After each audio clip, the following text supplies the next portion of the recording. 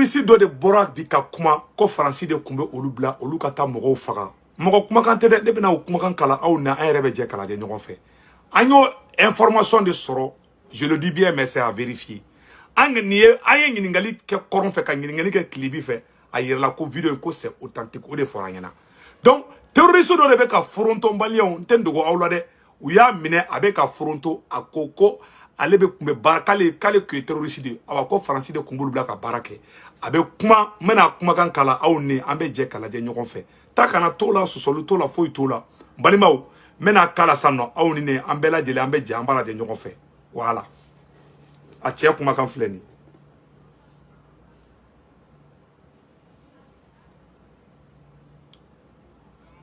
amma sango mbiyete a y'a lajɛ dɛ woni indam amma sango mbiyetemi le nusratal islam ngommi amiru am adama haydu amiru muɗum usama dikko ɗum woni kamɓe gaɗanta hakkilloji kanŋeji yude fatinta haqqa yaade k'ale kun bɛ baara kɛ k'ale kun bɛ baara kɛ génie min na Yad Agali ka mɔgɔ de don terroriste ɲɛmɔgɔ Yad Agali ka mɔgɔ de don k'ale kun bɛ baara kɛ nɔ k'ale san fila de ka bɛ baara kɛ a bɛ ka kuma filakan na ko nous avons également collecté la zakat auprès de la population à lever des bétails k'olu kun bɛ taa mɔgɔw ka sagaw faga ko ka bin mɔgɔw kan ko faransi de kun bɛ k'olu bila ka kɛ terroriste de filɛ ka kuma dɛ a ye nin kuma lamɛn dɛ a ka nin partager diɲɛ bɛɛ k'a sɔrɔ ina bo fo kamɓe gaɗanta ɗumen hakkillo ɗum woni ata gaɗɗo tinta haqqa o voilà aya hakɛ to dɛ n bɛna nin yɔrɔnin voilà ɗum woni indam ko je m'appelle Sango Diko j'ai 27 ans k'ale tɔgɔ ko Sango Diko k'ale ye san 27 de an ka tɔ lajɛ sango mbiyetemi le nusratal islam ngommi k'ale san 2 de kɛ voilà k'ale tɔgɔ ko Sango Diko k'ale ye san 2 de kɛ k'ale jamu ye Diko dɛ k'ale ye san 2 de kɛ k'a bɛ baara kɛ Yad Agali terroriste ɲɛmɔgɔba Yad Agali k'ale kun bɛ baara kɛ olu de bolo an ka kuma tɔ lamɛn adama haydu amiru muɗum voilà Adama Haydou et Adama Kaïdou et Osama Diko étaient mes commandants k'ale ka commandant terroriste ɲɛmɔgɔ la ko kun ye Adama Kaïdou ani Ousmane Diko ko de kun y'ale ka fɛn ye usama dikko ɗum woni kamɓe gaɗanta hakkilloji kanŋeji yude fa ko nous avons également collecté des zakat haqqa yaade ina bo fo voilà quand les groupes étaient engagés dans l'enlèvement des gens d'adultes et enfants k'olu ka baara kun bɛ ko ka taa bin denmisɛnninw kan ani cɛkɔrɔbaw kan ani musokɔrɔbaw kan k'olu kun bɛ mɔgɔw minɛ de k'u ka sagaw bɔsi u la a yɛrɛ de bɛ ka fɔ dɛ terroriste yɛrɛ de filɛ ka foronto ta an ka kuma tɔ lamɛn gaɗanta ɗumen hakkillo ɗum woni ata gaɗɗo tinta haqqa o minter en français en kamɓe jamri waɗa voilà nous avons mené des attaques sur ordre des Français ils ont coordonné l'attaque de Mondoro ko Mondoro attaque mun kɛra fu taara an ka sɔrɔsiw attaque ka taga mɔgɔw faga yen nɔ k'olu ni faransi de jɛra ko k'o kɛ ɲɔgɔn fɛ an ka kuma tɔ lamɛn jamri ɓe gaɗa ɗum ɓe gaddi avion maɓɓe toon voilà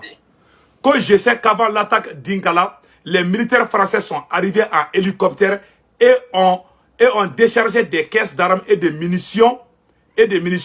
ko yana olu ka taa attaque kɛ k'olu tɛ olu ka taa attaque kɛ ko faransi ka hélicoptère dɔ de nana ko ka na marifaw cun k'o di olu ma ko ka olu ka sɔrɔ ka taa attaque kɛ attaque dɔ kɛra ko Intahaka voilà an ka nin kuma tɔ lamɛn ko ɓe gaddi e keesuji yite ɗum ɓe kunci keesuji yite ɓe kokki yimɓe ladde woodi RBG uji tati voilà que parmi ces munitions il y avait 3 RPG puis RPG ont participé à l'attaque de Antala ko o attaque la ko RPG saba de kumbala ko lu be attaque ga ngani kuma to la me fama haɓama fa heɓa dakkitama ko dakkitama ɗum du fa handu jakkaji ittete le ladde nde fo e jungo yimɓe ɗum woni yimɓe nusra kamɓe nangata ɗumen fa handu ɗum woni ñande gomma tuuba kuuɓe gaddi caakuji voilà j'ai vu moi-même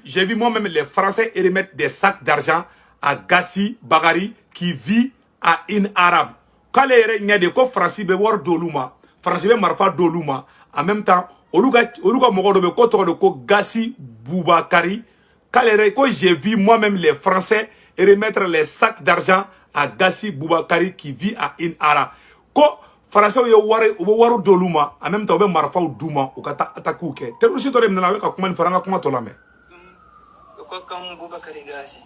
c'est ko ki Boubakari Gassi fu voilà angan traduit. Je suis allé avec mon commandant pour récupérer de l'argent aux Français. La distribution de l'argent était assurée par Oussama Diko. Ou ka terroriste nyamogo dobe no ka commandant terroriste commandant dobe no ko to ko Oussama Diko Diko de ko o Diko to ko Français war doma ko ko kla olu terroriste ni ko ci anga kuma to la me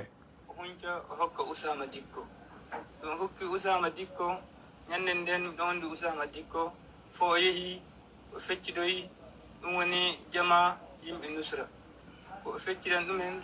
fa handu dum woni sukaabeji kunceteedi na njaare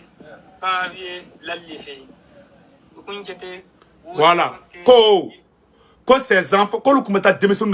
ces enfants ont été envoyés à l'école des explosifs Oumaï et ils ont appris à fabriquer des agents kolu kumeta demisenu ta ka demisenu kidnapper walidon kidnapper katano kato di français oma ko français bolu dege minbe do dugu jukoro nanga sorosu be boli dugu ni nyonche sanno u be taga yele minimum kan ko français be demisenu former ku dege minbe do dugu jukoro chogoya mina kolu kumbeta ko baraw de ke anga kuma to la me français nja ngata men le l'école fa be mbawa woni bomoji se be mbawa na bomoji fa handu voilà anga kuma to la me. Je connais quelques personnes qui ont été enlevées par les Français. Les éleveurs disparaissent depuis quelques mois. Oh, quand anga mali nord la, ama me kumaro la ko mogo do tununa, ko mogo be tunu, ku teye, ko Français o de bolu kidnapper quoi. Aye moun fo de, ça c'est pas moi. Tiens kuma moun fo. Oh, ni vidéo ken kara tien ken ye, ne ken ba ira aula. Parce que mogo mi a cinema, ne ka radar do da cinema, abe radar sababo. Ne ken ba ira aula. En tout cas, a flen e sa de ko anga mogo be tunu ko français o de bula tunu ko nu la tunu ko te yeblende u bu fa be tla galon te ko mali sura su de du anga kuma to la me Oussama Diko monti militaire fama goto voilà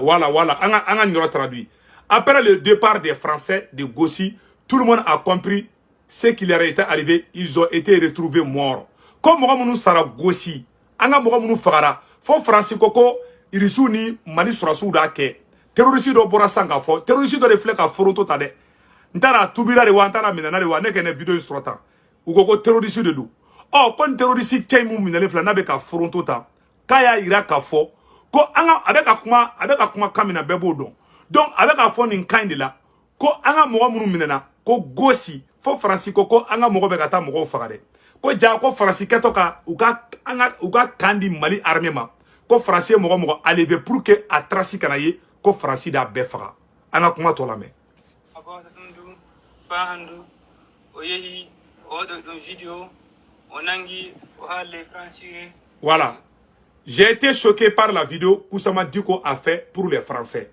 Voilà, que donc quand allez de bali bana ko vidéo mi ko allez choquer là Oussama Diko ko e barami ke vidéo mi fengani français wi o honji vidéo on nelli touba ko dum woni lewru ciaktido yaltude do voilà il était là en train d'égorger les soldats, les femmes et de les commenter en français. Aïe ne comment la mede. Il était là en train à kuma ka mogo anga sorasu ni mali sorasu mo bo kanteke ni o mogo mo bo kanteke o betla tuni ko filmer ko kayina fo be ka ko ke français la anga kuma to la me. En jalti dum min kay nden anditimi yimbe nusra na gollida e français en ko be gollida e français en mais voilà mani e ko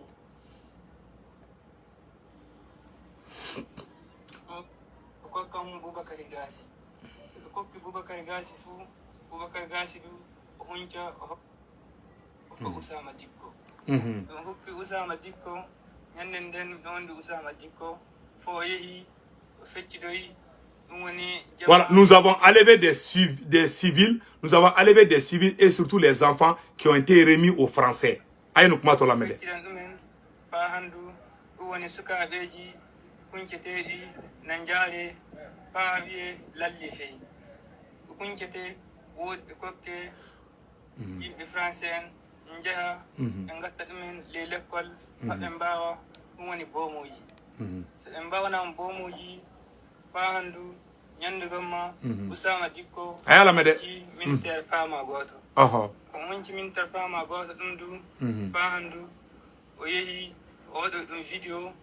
o nangi o haalle francire woɗo o hersi ɗum o hunci vidéo on o nelli tubakuɓe ɗum woni lewru caktiɗo yaltude ɗo ko français en jalti ɗum ley gosi ɗo ko ɓe jalti ɗum min kay nden anditinmi yimɓe nusra nan gollida e français en ko ɓe gollida e français en mais ɗumani ɓe yimɓe nusra voilà ko des groupes armés commettent des atrocités se cachant derrière les drapeaux de l'islam, mais en fait ils agissent sur ordre des Français et touchent de l'argent de leur part. Et comme nous mettons beaucoup de drapeaux fima sri, ko ka kuleni ala tokoyi, ko be Français ka complot di. Ne ma fode ni chain de be ka fo, ou ko terroriste de do en fana vidéo sorota. Ayere ka kuma ina mede. Anga kuma to la me. Ngonde mudum